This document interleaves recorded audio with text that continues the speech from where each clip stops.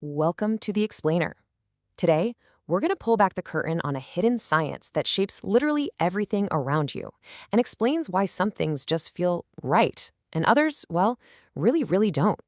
I mean, think about it. How many times a day do you sit down or grab something or walk through a doorway and just get this feeling that, this wasn't made with me in mind? It happens constantly, right?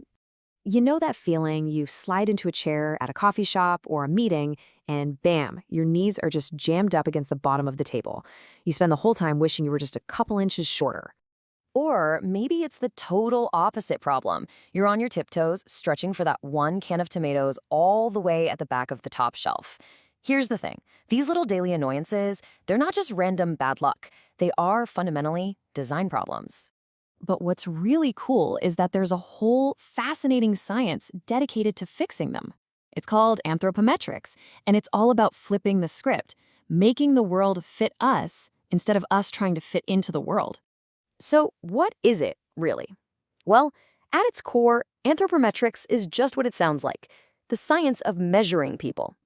Designers and engineers use all these measurements to build the things we use so that they're comfortable, efficient, and, safe. And they basically think about it in two key ways. First, there are static measurements. That's your body when it's still, like your height or the length of your arm. But then there are dynamic measurements, which are all about the body in motion. Think about how far you can reach or the way your body moves when you turn a steering wheel. You absolutely need both to get the design right. Okay, so that brings up a really big question. With billions of people, all with different body shapes and sizes, how do you design for that?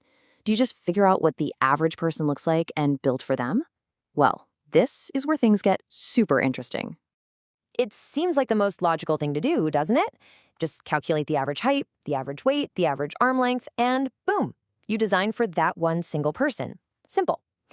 Except there's a massive flaw in that logic. And here's the twist. That average person doesn't actually exist. They are a total myth. Think about it. You might have an average height, but maybe your arms are longer than average and your legs are shorter.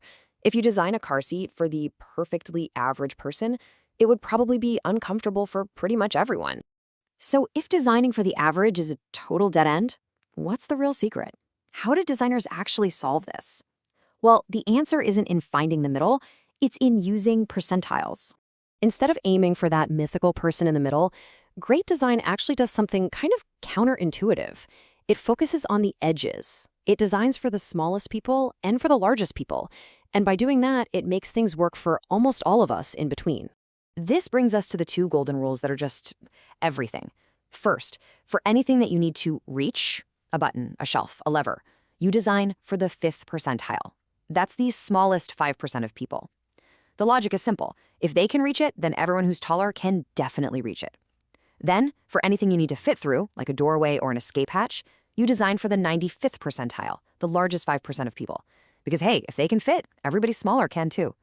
It's a beautiful, simple idea. Design for the small to reach and for the large to clear. And I promise you, once you get these two rules in your head, you will start seeing them everywhere.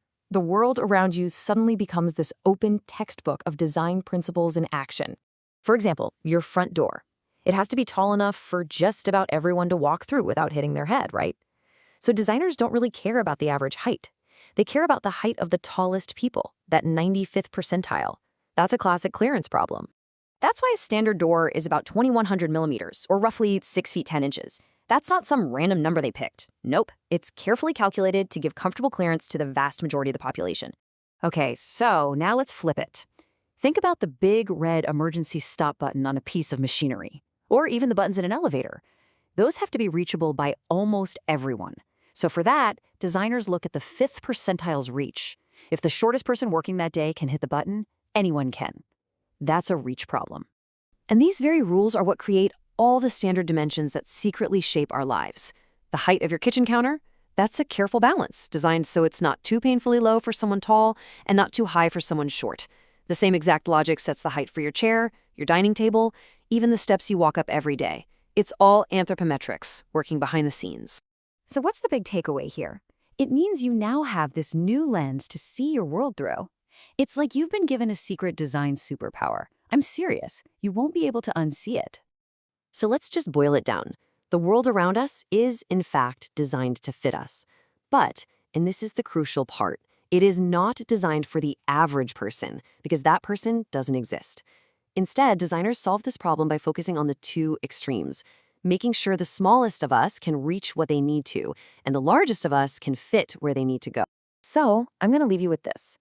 The next time you sit in a chair that feels absolutely perfect, or you use a tool that just feels like it was made for your hand, stop and ask yourself why.